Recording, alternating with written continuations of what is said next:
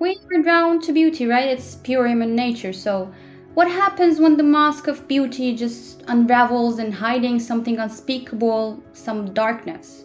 In the twisted theater of social media, a killer can become a cult figure. Their charm, their face turns the nightmare of their crime into nothing more than trending hashtag. Tonight we're going to be deep diving beyond the viral videos and beyond the trend of sweet but psycho. This is the true story of Isabella Guzman, the 18-year-old whose cold, remorseless look in the courtroom became a digital obsession, but whose real history of paranoia and familiar rage ended in a brutal 79 stab wound tragedy.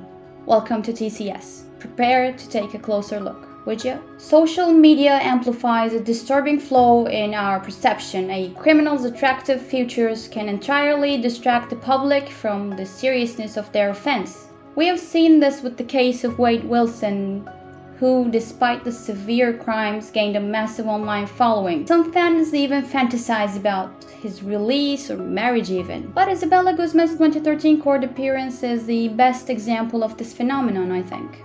And especially years after the fact, her appearance on the court went viral in TikTok and just appeared out of nowhere.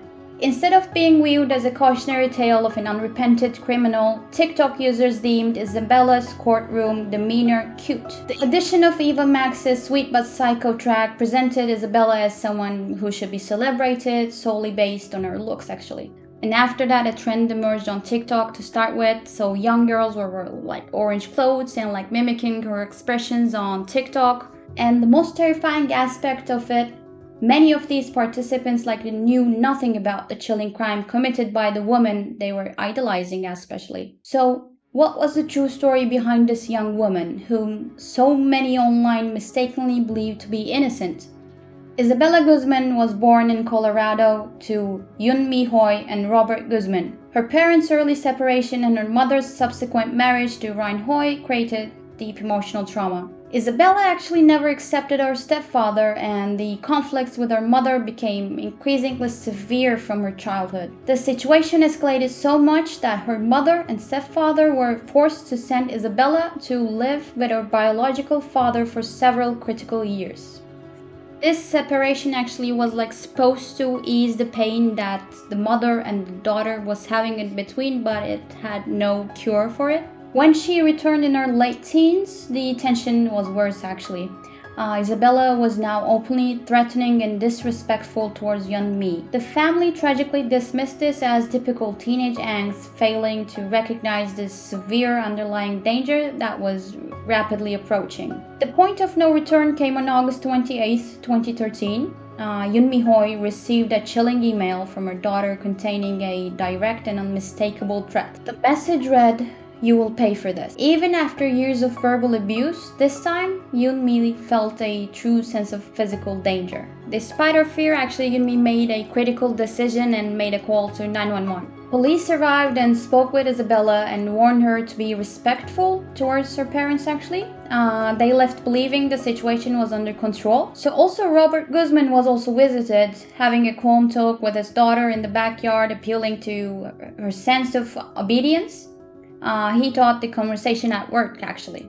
But he was terribly wrong, so what he feared actually just unfolded inside his house. That evening around 9:30, Yoon Mi returned from work and went upstairs to take a shower, and passing Isabella's locked room. Downstairs, Ryan Hoy heard muffled noises from the bathroom and followed his wife's desperate screams, and he rushed up immediately and tried to force the door open. Ryan could only manage to crack the door a few inches, where he briefly saw Isabella's face. It was blank, frozen and completely emotionless. When the door was sealed shut again, the terrifying truth was revealed, and blood began to seep from the doorframe. A panicked Ryan called 911. As he returned upstairs, he heard Yunmi whisper the word Yehovah just before the door finally opened. Isabella Guzman, knife in hand, silently emerged, standing over his mother's body. She walked past her stepfather without a word, descended the stairs, and disappeared into the night. Inside the bathroom, actually, Ryan confronted the carnage.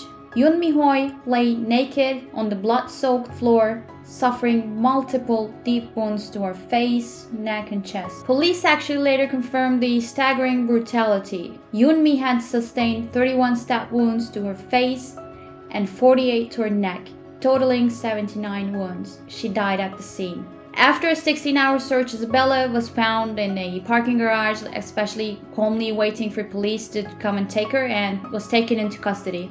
Her demeanor during the trial was cold and mocking, cementing her image as a killer far removed from the norm.